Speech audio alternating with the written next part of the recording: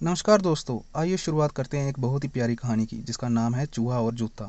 बंटी चूहा बहुत होशियार था। वह एक जंगल में रहता था। उसने अपने एक छोटा सा घर बना रखा था। जंगल के पास एक घर था, उसमें एक छोटा सा बच्चा रहता था। उस बच्चे के पास लॉन्ग बोर्ड थे, लेकिन वह छोटे हो गए थे। उस लड़के ने उन्हें फेंक दिया। बंटी चूहा, अरे ये जूते तो बहुत अच्छे हैं, मैं इसमें आराम से सो सकता हूँ। बंटी चूहा एक जूते को घसीटकर अपने घर के नीचे ले आता है। दूसरा जूता लाने की उसकी हिम्मत नहीं हुई, क्योंकि वह बहुत थक गया था। इसलिए वह उसे ही साफ करके उसमें अच्छे से सोने का बिस्तर बना लेता है। फूलों से उसे सजाता है। बंटी बहुत खुश रहता था। जंगल के और जानवर उसे देखने आते थे। जानवर जब उसको देखते तो बंटी चूहा बहुत नखरे में अपने जूते पर चढ़कर बैठ जाता था। एक दिन नटखट कबूतर बंटी से मिलने आया। नटखट कबूतर बंटी से बोला, बंटी भाई, बहुत सुंदर घर सजाया है और इस जूते ने तो 4 चांद लगा रखे हैं।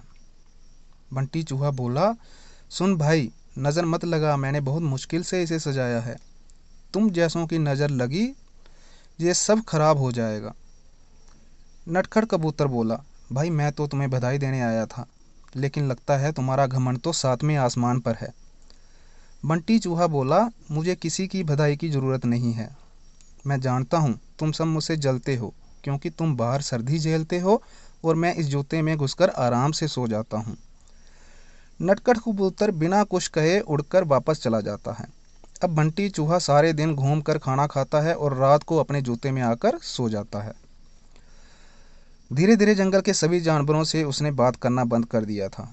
अब उसका कोई दोस्त नहीं था। धीरे धीरे समय बीतने लगा। एक दिन रात के समय जंगल में तेज बारिश होने लगी। इस सबसे बेखबर बंटी चूहा अपने जूते में आराम से सो रहा था। उसे बाहर के मौसम का पता नहीं था।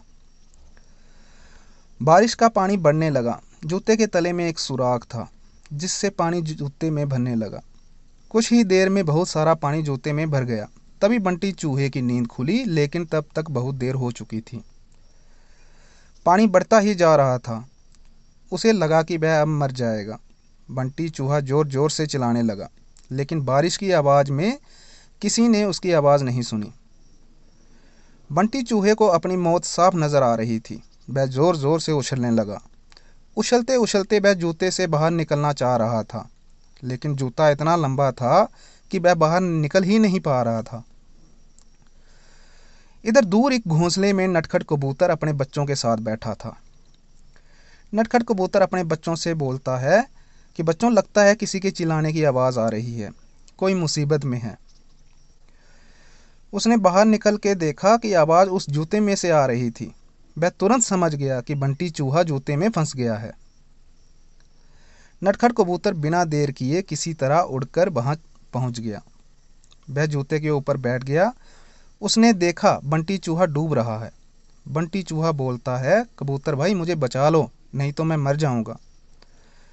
नटखट कबूतर बोला, क्यों, तुम्हें तो इस जूते के सिवा किसी की ज़रूरत नहीं थी। बंटी चूहा बोला, भैया बचा लो, मैं घमंड में आ गया था। ये सुनकर नटखट कबूतर उसे अपनी चोंच से पकड़कर खींचने लगा, लेकिन बंटी चूहे का वजन ज़्यादा था। नटखट कबूतर उसका वजन उठा नहीं पा रहा था। नटखट कबूतर बोला, भाई रुको, मैं अभी बाकी जानवरों को बुलाकर लाता हूँ। नटखट कबूतर जंगल में जाता है, लेकिन सभी जानवर बंटी चूहे की मदद के लिए मना कर देते हैं। तभी रास्ते में उसे कालू कौवा मिलता है। वह उसके साथ आ जाता है। दोनों मिलकर बंटी चूहे की एक एक टांग चोंच में दबाकर उड़ जाते हैं और उसे ऊपर बने घर में रख देते हैं। बंटी चूहा अपने किए पर बहुत पछताता है। अगले दिन वह जूते को खींचकर उल्टा कर देता है। उससे उसका पानी निकल जाता है। उसके बाद वह उस जूते को घसीटकर ले जाता है और नदी में फेंक देता है।